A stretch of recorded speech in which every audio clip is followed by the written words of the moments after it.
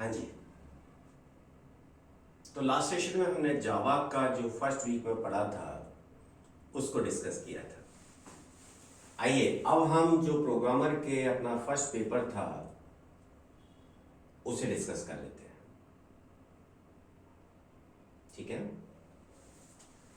एक एक क्वेश्चन को लेके चलते हैं, वही अपना जो स्टैंडर्ड तरीका है। सबसे पहला question, an attribute of the table matching to the primary key of another table. हमने कहा था कि एक टेबल की जो कि दूसरी टेबल की प्राइमरी की को रेफर करती है उसे हम क्या कहते हैं, उसे हम फॉरेन की कहते हैं। आंसर क्या हुआ सर? फॉरेन की। ठीक है ना, हमने कीज पढ़ी थी, हमने कहा सुपर की होती है, कैंडिडेट की होती है, प्राइमरी की होती है, सेकेंडरी की होती है, फॉरेन की होती है। फॉरेन की हमने कहा वो की जो कि किसी अन्य टेबल की प्राइमरी की को रेफर करती है, उसे हमने फॉरेन की कहा था। Find the odd man out. Desktop database, इनमें से अपने को ऑड मैन आउट करना है। देखिए जब आप ऑड मैन आउट की बात करते हैं तो आप डेटाबेस की प्रकार देखेंगे, है ना। अगर डेस्कटॉप डेटाबेस की बात करें तो डेस्कटॉप डेटाबेस एक पीसी पर हो सकता है। जब आप वर्कग्रुप डेटाबेस की बात करेंगे वो भी एक पीसी पर हो सकता है। एंटरप्राइज डेटाबेस वो भी एक सर्वर पर हो सकता है। लेकिन डिस्ट्रीब्यूट डेटाबेसेस का कंसेप्ट आपको बताता है कि एक से ज्यादा सर्वर पर डेटाबेस डिस्ट्रीब्यूटेड है, right. Third question, which of following is the, I think ये क्वेश्चन चेंज कर दिया था, ये क्वेश्चन आपके इसमें नहीं है क्योंकि इसमें टाइपिंग मिस्टेक थी तो क्वेश्चन को चेंज करवा दिया था मैंने। आपके पेपर में ये क्वेश्चन नहीं था, कोई दूसरा क्वेश्चन था जहां तक मुझे याद है। ओके, ऑड का मतलब जो विजातीय है उसे अलग करना है। Weak entity type is known as child entity type. Weak entity type child किसकी? जो स्ट्रॉन्ग एंटिटी है उसकी। Given the basic ER and relational models, which of the following is incorrect? Given the basic ER and relational models, which of the following is incorrect? Basic ER diagram और relational model की बात करें तो निम्न में से कौन सा incorrect है? An attribute of an entity can have more than one values. हाँ जी, entities में तो हम पढ़ते हैं कि एक से ज़्यादा values हो सकती है, मल्टी वैल्यू एट्रीब्यूट जिसे हमने कहा था। An attribute of an entity can be composite. हाँ जी, ये भी हमने entity में पढ़ा है। In a row of relational table, an attribute can have more than one value. ये नहीं हो सकता। रिलेशनल टेबल की अगर हम बात करें तो एक एट्रीब्यूट की एक से ज्यादा वैल्यू नहीं हो सकती। जब हम रिलेशनल टेबल की, एंटिटी में तो हो सकती है, रिलेशनल टेबल में नहीं हो सकती। चौथा भी पढ़ लेते हैं। In a row of a relational table an attribute can have exactly one value और नल वैल्यू। हाँ जी, ये भी बात हमने की थी। डोमिनेंट का मतलब जो डोमिनेट कर रही है, ठीक है। Which of following refers to the level of data abstraction that describes exactly how the data actually stores? How the data actually stores किस लेवल पर रहता है? Physical level. हमने बात की थी 3 लेयर्स होती हैं, physical layer, conceptual layer and view layer. तो फिजिकल लेयर हमें क्या बताती है कि डेटा कैसे स्टोर होगा, how data is being stored. Conceptual layer का क्या मतलब था कि what data is to be stored, and view layer का क्या मतलब है, व्हाट यू वांट, आपको क्या चाहिए, आपको कौन सा व्यू चाहिए, कौन से सब डेटाबेस आपको चाहिए। Let E be an entity set in a relationship set R if every entity in E participate in at least one relationship in R, the participation of E in R is total। हमने कहा अगर entity set की सारी entities अगर participate कर रही है तो उसे क्या कहते हैं? Total participation. अगर सारी नहीं कर रही है तो पार्शियल पार्टिसिपेशन। द प्राइमरी की मस्ट बी, प्राइमरी की हमने कहा यूनिक होनी चाहिए और नॉट नल होनी चाहिए। यूनिक एंड नॉट नल होनी चाहिए, ठीक है।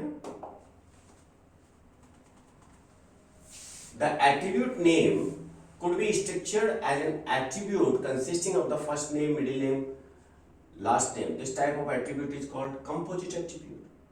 Attribute name जो आपके पास है, अगर हमने कहा कि 3 अलग अलग पार्ट्स को कंबाइन करके हमने बनाया तो कंपोजिट एट्रीब्यूट, ठीक है। Next, and is a set of entities of the same type that share the same properties और एट्रीब्यूट। क्या है एंटिटी सेट?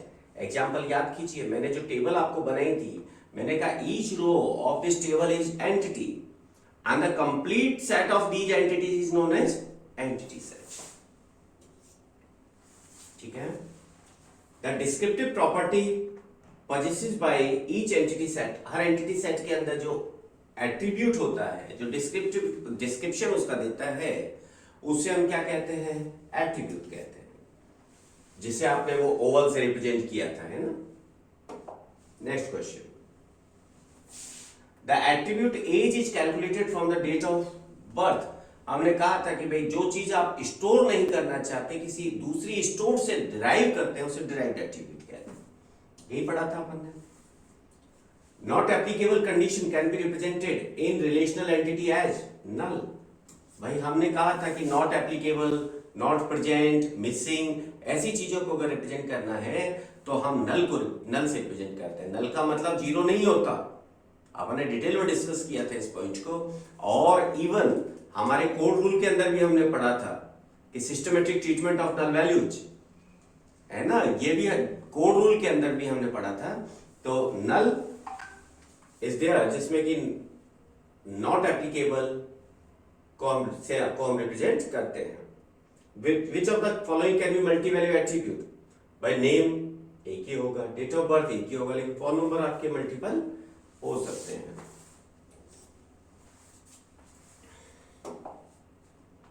चलिए, the entity relationship set is represented in ER diagram as entity relationship set. Entity relationship set is by diamond. Relationship किससे represent होता है? Diamond से। यही तो आपका रिलेशनशिप का था, ठीक है। Weak entity set is represented by double rectangle. Week entity set को हमने किससे रिप्रेजेंट किया था? इससे। यही वीक एंटिटी सेट था अपना। टोटल पार्टिसिपेशन हमने कहा जी डबल लाइन से अपन रिप्रेजेंट करते हैं। Total participation by entities is represented in ER diagram as double line, है ना। थ्योरेटिकल क्वेश्चन ज्यादा है। Which of the following indicates the maximum number of entities that can be involved in a relationship? क्या कहते हैं? Cardinality, है ना। Cardinality, भाई हम ये कहना चाहते हैं कि कोई रिलेशनशिप है, उसमें मैक्सिमम नंबर ऑफ एंटिटीज कितनी पार्टिसिपेट कर सकती है, तो क्या हो गया? Maximum cardinality. Maximum cardinality. A primary key is combined with foreign key creates primary key combined with foreign key creates parent child relationship.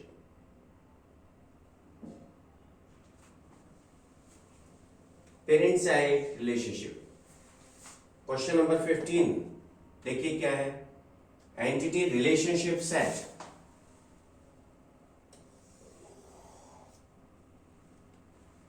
ठीक है ना। एंटिटी सेट के बारे में नहीं है, एंटिटी रिलेशनशिप सेट के बारे में भैया। क्वेश्चन नंबर 20, ठीक है गौरव जी।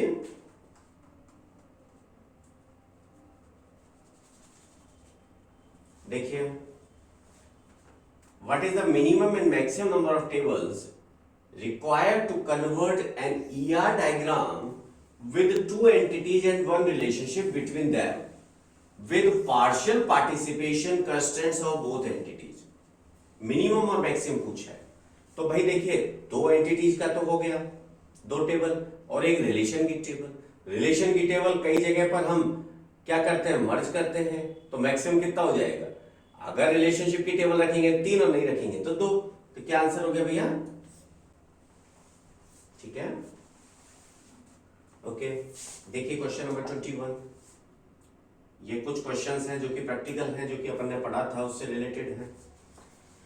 In an entity relationship model, suppose R is a many to one relationship from entity set E1 to entity set E2. Assume that E1 and E2 participate totally in R, that the cardinality of E1 is greater than cardinality of E2. Which one of the following is true about R? every entity in E1 is associated with exactly one entity in E2। क्या कहना चाहते हैं, एक बार वापस से देखिए। हम ये कह रहे हैं कि E1 एक एंटिटी है, समझ लीजिए। हम ये कह रहे हैं E2 एक दूसरी एंटिटी है, ठीक है ना। हम ये कह रहे हैं R रिलेशन है, R रिलेशन है, ठीक है, R रिलेशन है। हम ये कह रहे हैं भाई कि E1 एंड E2, E1 इसको रिप्रेजेंट कर रहा है, E2 इस, और हम क्या कह रहे हैं, assume that E1 and E2 participate totally in R, मतलब कि दोनों टोटल पार्टिसिपेशन है,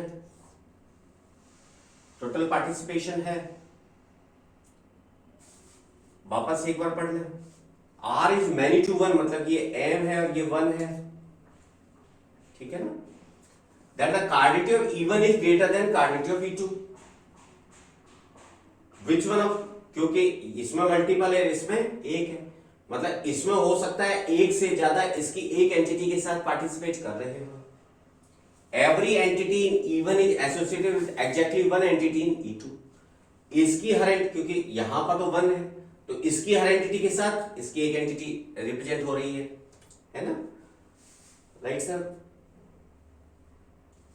सम entity in E1 is associated with more than one entity, more than one तो हो नहीं सकता, 1 है।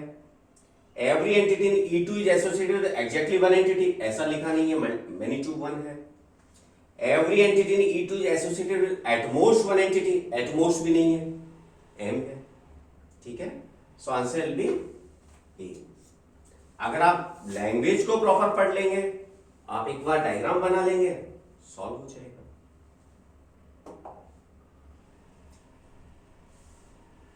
E1 is greater than cardinality of E2 दिया गया है, ठीक है।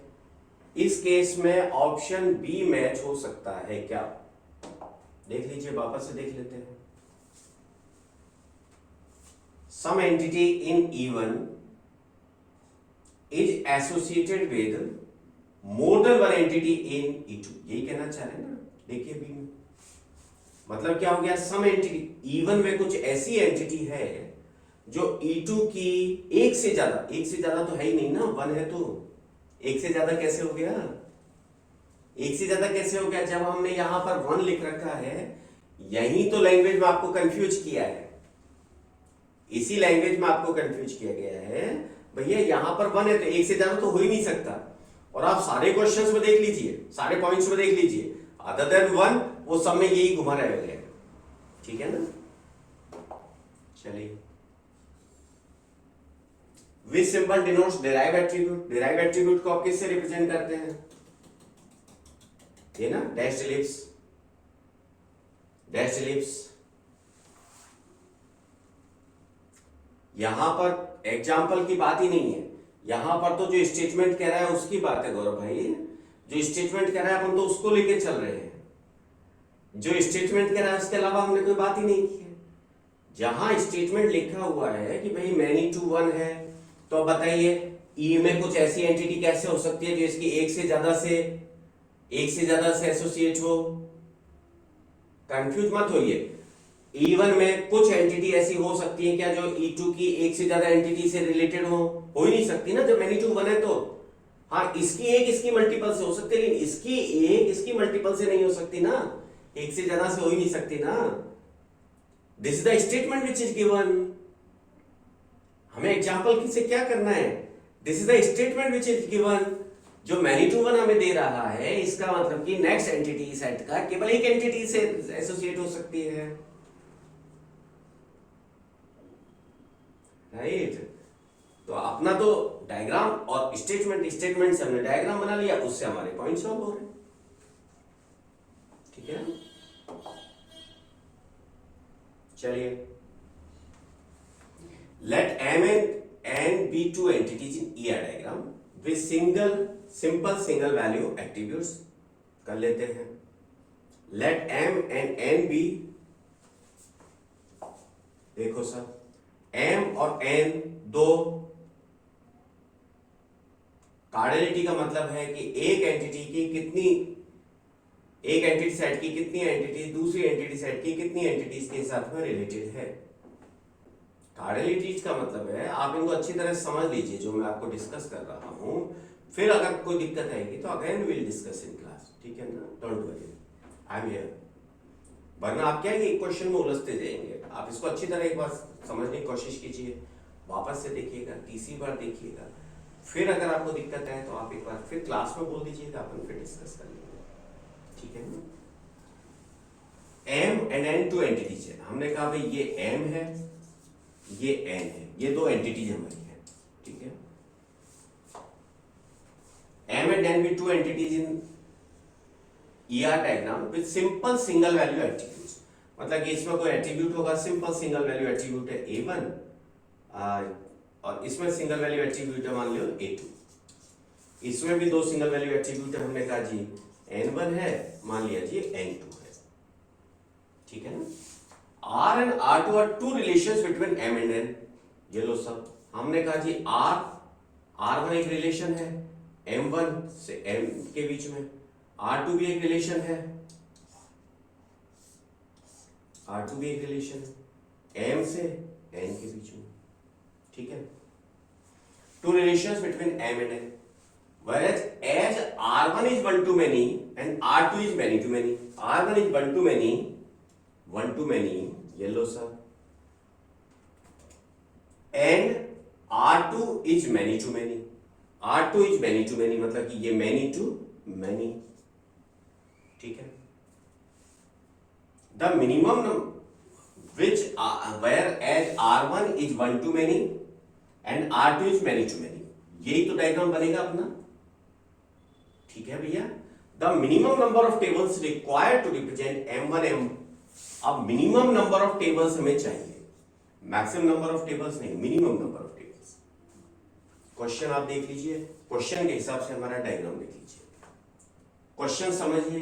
Late M and N be two entities in ER diagram, तो M और N आपके दो एंटिटीज हैं क्या? हाँ जी दो एंटिटीज हैं, M और N हमने दो एंटिटीज बना दी गौरव भाई sir, with simple single value attributes, simple single value attribute है, कोई मल्टी वैल्यू एट्रीब्यूट्स की बात नहीं की है। R1 and R2 two relationships, R1 and R2 are two relationships between M and N, M और N के बीच में दो रिलेशनशिप है R1 and R2, whereas R1 is one to many, R1 is one to many and R2 is many to many and R2 is many to many. Minimum number of tables required to represent M, N, R1 and R2 in the relationship model R. समझिए इस बात को, इस entity की एक table होगी, हमने rule पढ़ा था, याद कीजिए, हर स्ट्रॉन्ग एंटिटी की एक टेबल होती है ना, हर स्ट्रॉन्ग एंटिटी की एक टेबल होती है। तो M1 की टेबल हो गई, M की टेबल हो गई, सॉरी M की एक टेबल हो गई, N की एक टेबल हो गई, N की एक टेबल हो गई, अब बच गए दोनों रिलेशन। अब एक टेबल R1 की हो सकती है, एक टेबल R2 की हो सकती है ना। R2 की टेबल तो रखनी पड़ेगी, R2 की टेबल तो रखनी पड़ेगी। हाँ, जो R1 की टेबल है, याद कीजिए जब हमने रिलेशनशिप की टेबल पढ़ी थी उसमें 1 to N के बारे में हमने पढ़ा था कि in certain cases 1 to N के केस में N साइड में 1 की प्राइमरी की रख लेते हैं और रिलेशनशिप की टेबल नहीं बनाते हैं। सर्टेन केसेस में हमने कहा था, वो केसेस यहां पर डिटेल में समझाए नहीं है, टोटल पार्टिसिपेशन होगा ऐसी बात हमने की थी, उन केसेस के बारे में नहीं कहा है, कोई डिटेल में नहीं बात की है। मतलब कि अगर मिनिमम देखें तो 3 टेबल तो बनेंगी सब। किस किस की बनेंगी? M की बनेगी, किसकी बनेगी? N की बनेगी और R2 की बनेगी। R1 को हम ओमिट कर सकते हैं सर्टेन केसेस, R2 को हम ओमिट कर सकते हैं, R1 को हम ओमिट कर सकते हैं सर्टेन केसेस। 1 to many वाले में हमने कहा था कि अगर आपकी टोटल पार्टिसिपेशन है, इस तरीके की बातें अपन ने की थी, अगर आप याद करें तो हमें ये टेबल बनाने की आवश्यकता नहीं पड़ेगी। तो मिनिमम नंबर ऑफ टेबल्स आपकी कितनी हो गई sir? Minimum number of table यहां पर 3 होगी। मैक्सिमम नंबर ऑफ टेबल्स की बात की जाए तो 4 होंगी। मिनिमम नंबर ऑफ टेबल्स की अगर बात की जाए तो हमारी 3 होंगी, मैक्सिमम नंबर ऑफ टेबल्स कितनी होगी सर? 4 होगी। ठीक है दोस्तों, ये मान के चलिए कि ये क्वेश्चंस आपके एग्जाम के लिए प्रोबेबल क्वेश्चंस में हैं। ये क्वेश्चंस आपके एग्जाम के लिए मोस्ट इंपॉर्टेंट क्वेश्चंस में से हैं, जो अपन ने लास्ट वीक में डीबीएमएस जो पढ़ा है, पहले वीक के अंदर जो डीबीएमएस हमने पढ़ा है, उस डीबीएमएस में से जो क्वेश्चंस बन सकते हैं वो ये ही बन सकते हैं, इनके अलावा कोई क्वेश्चन ही नहीं बन सकता। ठीक है, तो प्रैक्टिकल क्वेश्चंस एंड थियोरेटिकल सारे क्वेश्चंस मैंने कवर करने की कोशिश की है। राइट दोस्तों। 24. Which of following is known as set of entities of the same type that share same properties? Set of entities जिसमें कि सेम प्रॉपर्टीज है, सेम एट्रीब्यूट है, क्या हो गया? एंटिटी सेट हो गया। एंटिटी सेट हो गया, है ना। What is the information about data? Data के बारे में डेटा क्या कहलाता है? Meta data. What does RDBMS consist of? Collection of tables. RDBMS में क्या होता है? कलेक्शंस ऑफ टेबल्स होता है। The DBMS acts as an interface between, DBMS क्या है? डेटाबेस और जो एप्लीकेशन है, सॉफ्टवेयर है, उसके बीच में एक इंटरफेस की तरह काम करता है। ठीक है। The term attribute refers to a column of a table. Column, जो टेबल का कॉलम है, उसी को तो अपन ने कहा है। Dash dash indicates the maximum number of entities that can be involved in a relationship. अभी थोड़ी देर पहले गौरव अपन आपके क्वेश्चन पे बात कर रहे थे, शायद गोविंद ने क्वेश्चन पूछा था कि भाई मैक्सिमम कार्डिनलिटीज क्या मतलब है? किसी भी रिलेशनशिप में मैक्सिमम नंबर ऑफ एंटिटीज कितनी पार्टिसिपेट कर रही है, वही मैक्सिमम कार्डिनलिटी होती है। ठीक है ना। कार्डिनलिटी का मतलब क्या है? किसी रिलेशनशिप में एक एंटिटी सेट की कितनी एंटिटीज पार्टिसिपेट कर रही हैं। राइट भैया। 30. For which attribute of relation there is a set of permissible values? हमने कहा था जो परमिशिबल वैल्यूज होती हैं उन्हें क्या कहते हैं? डोमेन। किसी भी एट्रीब्यूट के लिए जो परमिशिबल वैल्यूज है, जो परमिटेड वैल्यूज है, क्या वैल्यू एंटर की जा सकती है? आप प्रोग्रामर का फॉर्म भर रहे हैं, सपोज एज अलाउड है 21 से 40, तो 21 से 40 क्या हो गया? डोमेन हो गया, which is permitted value. Okay. A domain is atomic if elements of domain are considered to be indivisible unit. Divide नहीं हो सकती, अनडिवाइडेड यूनिट्स डिवाइड नहीं हो सकती। जैसे डीओबी, अगर आप कहते हैं डीओबी कंप्लीट इज डीओबी, जैसे आपने कहा 3 2 75, yes, if this is complete then this is indivisible atomic. अगर आप कहें नहीं साहब मैं तो डे मंथ और ईयर को अलग अलग काम में लूंगा, then this is not atomic, then this is composite attribute. An attribute is a relation. In a relation is a foreign key. If the primary key from one relation is used as an attribute of that relation. An attribute in a relation is a foreign key. किसी relation का एक attribute जो है foreign की है, if the primary key from one relation is used as attribute of that other. ठीक है ना। फॉरेन की क्या है कि इसका जो एट्रीब्यूट है वो किसी और टेबल का प्राइमरी की हो, यही तो मतलब निकल रहा है। चलिए क्वेश्चन 16 समझिए सर। देखिए मोस्ट प्रोबेबल क्वेश्चंस में से आते हैं। एक या डायग्राम आपको दे दिया, कितनी टेबल्स मिनिमम बनेंगी ये डिसाइड करना है आपको। मिनिमम कितनी टेबल्स बनेंगी?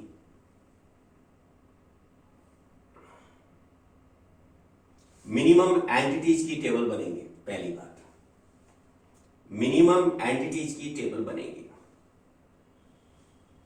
रिलेशनशिप के बारे में बात नहीं की, यहां पर टोटल रिलेशनशिप की बात की है। अगर N to many to many नहीं है तो हो सकता है रिलेशनशिप की टेबल नहीं बनानी पड़े, और इस जगह तो रिलेशनशिप को आइडेंटिफाइंग रिलेशनशिप भी बनाया है। मतलब कि ये क्या हो गया? ये डिपेंडेंट हो गई। मतलब क्या हो गया? ये वीक एंटिटी सेट है, तो वीक एंटिटी सेट की बना दी तो इस रिलेशनशिप की हमें नहीं बनानी।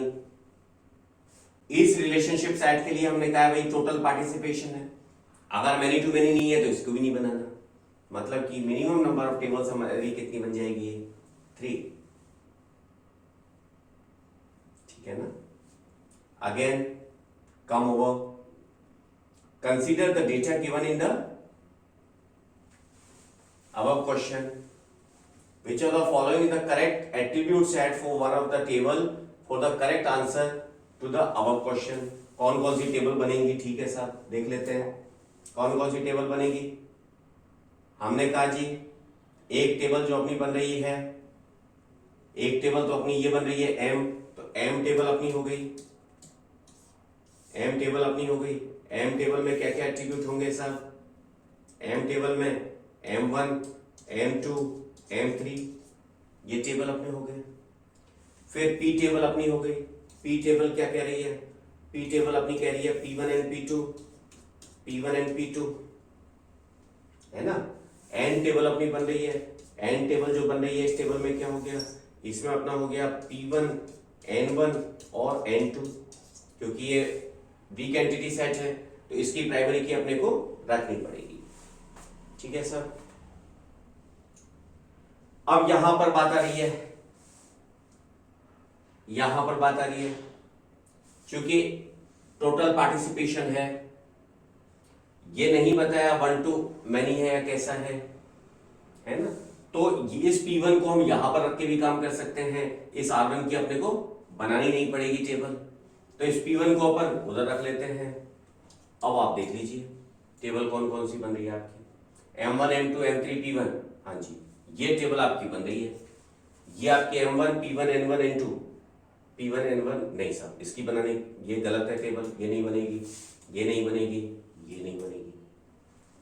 जस्ट आपको आइडेंटिफाई करना है कि कौन कौन सी टेबल्स आपकी बननी है। देखिए ये क्वेश्चंस आपके, मैं आपको बार बार रिपीट कर रहा हूं, ये क्वेश्चंस आपके मान के चलिए कि ये क्वेश्चंस आएंगे।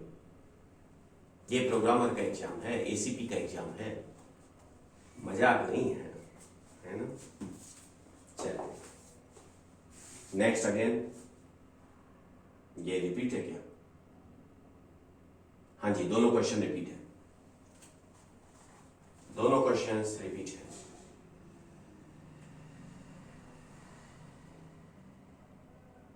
देखिए एक बार फिर ऐसे एग्जैक्टली 1 एंटिटी, ये तो अपना 36वां जिसमें गौरव भाई साहब बहुत कंफ्यूज हुए थे।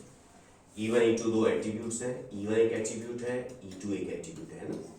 E1 और E2 दो एट्रीब्यूट्स हैं, दो एंटिटीज हैं, two entities with single value, simple single value attribute. R1 and R2 two relationship sets, R1 एक रिलेशनशिप सेट है, R2 एक रिलेशनशिप सेट है, R2 एक रिलेशनशिप सेट है।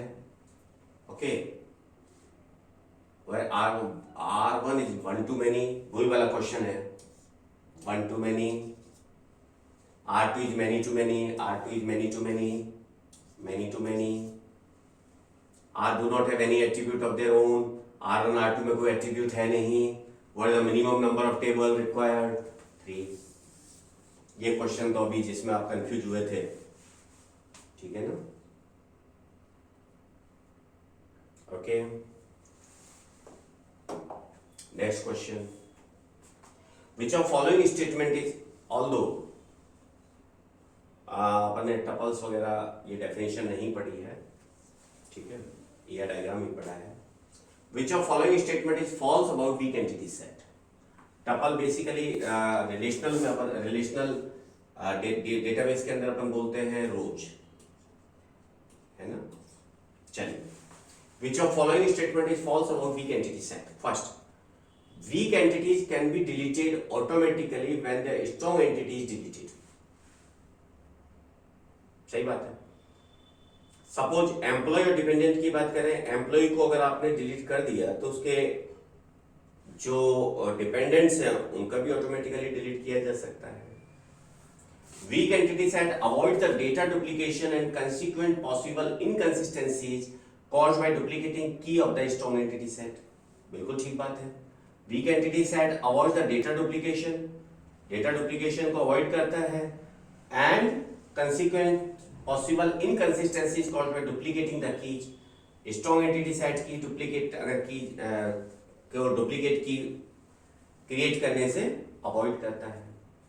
Weak entity set has no primary key unless attributes of strong entity set is, सही बात है, जब तक स्ट्रॉन्ग एंटिटी सेट के एट्रीब्यूट प्राइमरी की ऐड नहीं होगी वीक एंटिटी सेट की कोई प्राइमरी की नहीं होती। Tuples in a weak entity, tuple का मतलब हो गया एक, आप मान लीजिए entity row. Tuples in weak entity set are not partitioned according to their relationship with tuples in strong, नहीं ये गंदी बात है, क्योंकि वीक एंटिटी सेट तो पार्टीशन ही उसी हिसाब से होते हैं जैसे कि स्ट्रॉन्ग एंटिटी सेट के टपल्स हैं, उन्हीं के साथ में डिवाइड होंगे। तो नॉट पार्टीशन की अगर अपन बात करें तो फॉल्स हो गया, ठीक है ना, तो आंसर विल बी डी, ठीक है। इन ER model, Y is the dominant entity and X is subordinate entity. Dominant entity अगर आप बात करें स्ट्रॉन्ग एंटिटी है वीक एंटिटी है, तो डोमिनेंट एंटिटी कौन सी हो गई, स्ट्रॉन्ग एंटिटी, और सबऑर्डिनेट एंटिटी कौन सी हो गई, weak entity. Dominant entity strong entity, subordinate entity weak entity, ये चीज है, ठीक है। तो अभी अभी हम बात कर रहे थे कि भाई स्ट्रॉन्ग एंटिटी को अगर डिलीट करें, स्ट्रॉन्ग एंटिटी की अगर रो को डिलीट करें तो उसके रिलेटेड जो सबऑर्डिनेट एंटिटी की जो रोज है, एंटिटी सेट की जो रोज है वो भी डिलीट हो जानी चाहिए। तो देखिए Y is the dominant, Y क्या है, स्ट्रॉन्ग एंटिटी, डोमिनेंट एंटिटी, तो अगर Y डिलीट होती है तो X इज ऑल्सो डिलीटेड, है ना। अभी अभी अपन एग्जाम्पल देख के केवल लैंग्वेज को घुमाया है, आपको ज्यादा क्वेश्चन समझ में आ जाए इसलिए लैंग्वेज को थोड़ा सा कोशिश किया है कि जिस जिस तरीके से लैंग्वेज की क्वेश्चंस आपके बन सकते हैं, जो लैंग्वेज आपकी हो सकती है वो सभी लैंग्वेज हो जाए, ठीक है। नेक्स्ट 39, ये कुछ क्वेश्चंस क्या इन्होंने रिपीट कर दिए ऐसा लगता है। Immunity of the external schema for application programs, external schema मतलब क्या हो गया, कंसेप्चुअल मॉडल जो है। To changes in the conceptual schema is referred to as immunity of the external logical data independence. भाई external schema to change immunity of the external schema to change in the conceptual schema is referred. Conceptual schema में change करें तो view में change नहीं हो, external schema में change नहीं हो, उसको हम क्या कहेंगे, logical data independence. Data independence अपन ने पढ़ा था, हमने कहा था एक टाइप के एक लेयर पर चेंज करने से उसके नेक्स्ट हायर लेयर पे चेंज ना करना पड़े, उसको हम क्या कहते हैं, डेटा इंडिपेंडेंस। और डेटा इंडिपेंडेंस को हमने दो कैटेगरी में डिवाइड किया, physical data independence and logical data independence. Physical data independence हमने कहा कि फिजिकल लेयर पे चेंज कर दें उसके नेक्स्ट हायर लेयर पे चेंज ना करना पड़े, और लॉजिकल डेटा इंडिपेंडेंस हमने कहा था कि लॉजिकल लेयर है कंसेप्चुअल लेयर पे चेंज करते हैं और उसके आउटर लेयर जो व्यू लेयर है उसमें चेंज ना करना पड़े, उसे हम क्या कहेंगे, logical data independence. That's what we are talking about, ठीक है। ये क्वेश्चन अभी अपने काम का नहीं है क्योंकि हम थर्ड नॉर्मल फॉर्म की इसमें बात कर रहे हैं, नॉर्मल फॉर्म सभी अपने नहीं पढ़ा है, ठीक है, तो इसको मैं अभी अवॉइड कर रहा हूं। क्वेश्चन नंबर 41, चलिए, consider the entities hotel room and person with a many-to-many relationship logging as shown below, ठीक है। Many-to-many entities. If we wish to store information about the rent payment to be made by persons occupying different hotel rooms, एक आदमी ने अलग अलग hotel rooms को occupy किया, then this information should appear as an attribute of, भाई hotel room में आदमी है, आदमी हमें क्या रखना है, पेमेंट रखना है कि रेंट कितना दिया, भाई फला रूम का इतना रेंट दिया, इस रूम का इतना रेंट दिया, तो कहां होगा, लॉगिंग के अंदर, क्योंकि हो सकता है एक रूम 4 लोगों ने लिया, 4 लोगों ने अलग अलग रेट पे ले लिया, ठीक है ना, तो कहां रहेगा ये, लॉगिंग के अंदर। किससे रिलेटेड है, लॉजिंग से रिलेटेड है, इसलिए लॉजिंग के अंदर रहेगा, ठीक है। कॉमन डेटा 42 43 क्वेश्चंस के लिए कॉमन डेटा है। आई थिंक सेम चीज है, सेम क्वेश्चन है, गलती से रिपीट हो गया वो भी।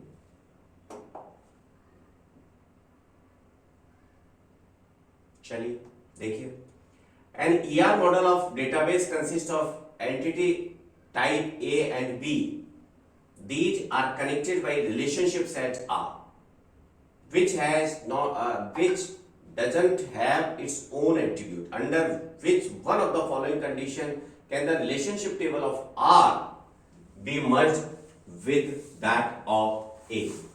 देखिए क्या कह रहे हैं, आपके पास दो एंटिटी सेट है, A है और B है, A है और B है। These are connected by relationship R। हमने कहा जी R के साथ कनेक्ट होता है, हमने कहा जी R के साथ कनेक्ट होता है। चलिए, which doesn't have any attribute, मतलब R में कोई एट्रीब्यूट नहीं है, हमने कहा जी ये है। Under which of following condition can the relationship table of R be merged with that of A। R table किसके साथ मर्ज होगी? याद कीजिए, अपन ने कहा था जब many to one अगर है, many to one अगर है तो रिलेशनशिप अगर many to one है तो many साइड में क्या होगा, टोटल पार्टिसिपेट। आपको जो मैंने लिखवाया था उसमें रूल नंबर 3.2, 3.1 में तो अपन ने क्या कहा था, वो वीक एंटिटी सेट अगर है तो रिलेशनशिप को वीक एंटिटी सेट के साथ मर्ज करते हैं वरना रिडंडेंट होगा। और 3.2 में हमने लिखा था कि भाई जब आपके पास वन टू मेनी रिलेशनशिप है और मेनी टाइप से अगर आपका टोटल पार्टिसिपेशन है, उस केस में आपकी जो टेबल है वो आपकी क्या होगी, मर्ज हो जाएगी। ऐसा ही तो अपन ने पढ़ा था। तो आपके अगर आपके पास है m/1 है तो बेसिकली आपकी टेबल कहां मर्ज हो जाएगी, ए के साथ में मर्ज हो जाएगी। ठीक है ना। नेक्स्ट क्वेश्चन सेम रिपीटेड है। तो ये आपके पास क्वेश्चंस थे जो कि फर्स्ट वीक में हमने जो डीबीएमएस पढ़ा था उससे रिलेटेड थे। देखिए क्वेश्चंस के अगर आप देखते हैं तो मुझे ऐसा लगता है कि इससे ज्यादा वेरिएशन ऑफ क्वेश्चंस आपके हो नहीं सकते जो पहले वीक में हमने डीबीएमएस पढ़ा है उससे। और ये जो क्वेश्चंस हैं ये आपके मोस्ट प्रोबेबल क्वेश्चंस हैं जो कि एग्जाम्स में आएंगे, आ सकते हैं। प्रोग्रामर, एसीपी या जो भी ऐसे एग्जाम्स हैं जिनमें कि डेटाबेस के अंदर डिटेल में क्वेश्चंस आते हैं, राइट। तो मेरा आपसे रिक्वेस्ट है कि आप इस लेवल पर कम से कम इनको तैयार करें। ये आपके एक तरीके से मैंने क्वेश्चंस जो आपको दिए थे वो एक आपको अपने आप को इवैल्यूएट करने के लिए दिए थे कि जो अपन पढ़ रहे हैं वो आप किस डेप्थ में जाके देख रहे हैं। उसका रीजन क्या होता है कि कभी कभी हम केवल थ्योरेटिकल एस्पेक्ट्स पढ़ लेते हैं।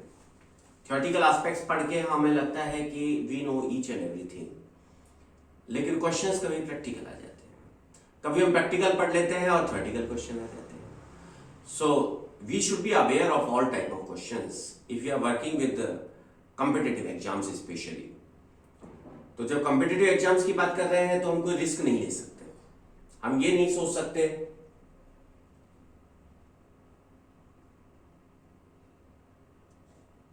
सोच सकते कि भाई ऐसे क्वेश्चंस आएंगे और ऐसे नहीं आएंगे। ठीक है। तो ये आपका फर्स्ट वीक का डीबीएमएस वाला एग्जाम। नेक्स्ट वीक में अपन फिर एक एग्जाम लेके आएंगे, नेक्स्ट वीक जो पढ़ेंगे उससे रिलेटेड। आशा है आपके समझ में आया होगा। नेक्स्ट वीक जो अपन पढ़ेंगे उससे रिलेटेड एग्जाम्स की डिस्कशन फिर अपन नेक्स्ट वीक करेंगे। ठीक है। नमस्कार।